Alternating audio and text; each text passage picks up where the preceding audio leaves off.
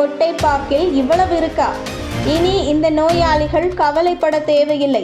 நாம் வெற்றிலைப்பாக்கில் தூள்பாக்கை போட்டு வெற்றிலை போட்டுக்கொள்வோம். ஒரு சிலர் கொட்டைப்பாக்கு வைத்து சுண்ணாம்பு தடவி வெற்றிலைப்பாக்கை போடுவார்கள். மேலும் பூஜை நேரங்களில் வெற்றிலைப்பாக்குடன் கொட்டைப்பாக்கை வைத்து பூஜிப்பார்கள்.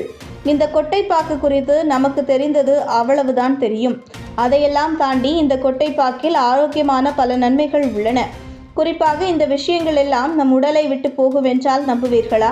இந்த கொட்டைப்பாக்கை உபயோகப்படுத்தினால் இந்தந்த நோய்கள் பறந்தே போகும் என்கிறது சித்த வைத்தியம். சரி, இந்த கொட்டைப்பாக்கை எப்படி உபயோகித்தால் என்ன மாதிரியான நோய்கள் போகும் என்பதை இந்த பதிவில் பார்க்கலாம். கொட்டைப்பாக்கில் விலை அதிகம் வாங்கக்கூடிய அலோபதி மாத்திரைகளில் குணமாகாத நோய்கள் கூட இந்த கொட்டைப்பாக்கில் சரியாகும்.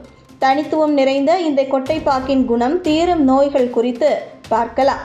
கிருமிகளை அழிக்க இந்த கொட்டைப்பாக்கு உதவுகிறது என்கிறது சித்த வைத்தியம். இந்த கொட்டைப்பாக்கு இரைப்பையில் இருக்கும் கிருமிகளை நீக்கும் தன்மை கொண்டது. இதனை அதிகம் எடுத்துக்கொள்ளக்கூடாது.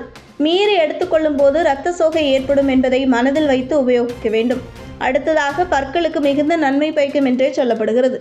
இந்த பாக்கை பொடியாக்கி அதை கொண்டு பற்களை மசாஜ் செய்வதன் மூலம் பற்களில் ஏற்படும் பலவிதமான நோய்கள் வலிகள் குணமாகி நிவாரணம் கிடைக்கும் என கூறப்படுகிறது. அடுத்ததாக கீழ்வாதம் மூட்டு வலிகளால் அவதிப்படுகிறீர்கள் என்றால் இந்த பாக்கை இப்படி பயன்படுத்தினால் மிகவும் நல்லது என்கிறார்கள். இதை எடுத்துக்கொள்வது நல்லது என கூறப்படுகிறது.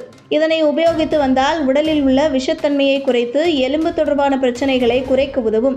ஆனால் எல்லா நாட்களிலும் இந்த கொட்டைப்பாக்கினை உபயோகிக்க வேண்டும் என எச்சரிக்கை பதிவையும் முன்வைக்கின்றனர். உயர் இரத்த அழுத்த பிரச்சனையால் பாதிக்கப்பட்டவர்கள் என்றால் கொட்டைப்பாக்கை அளவாக எடுத்துக்கொள்ளலாம்.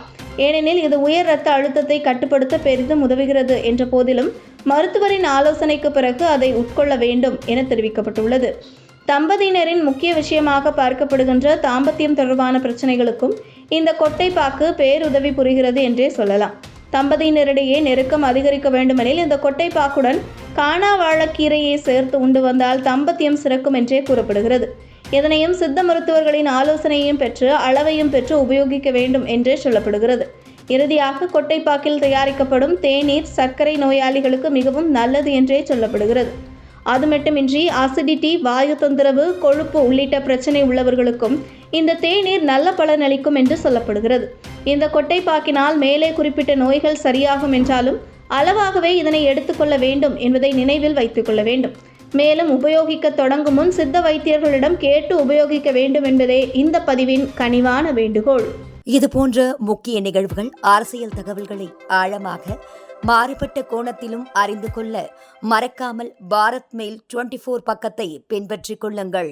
உங்கள் ஒவ்வொரு ஆதரவும் இதுபோன்ற பல நிகழ்வுகளின் பின்னணியை அறிய உதவும்.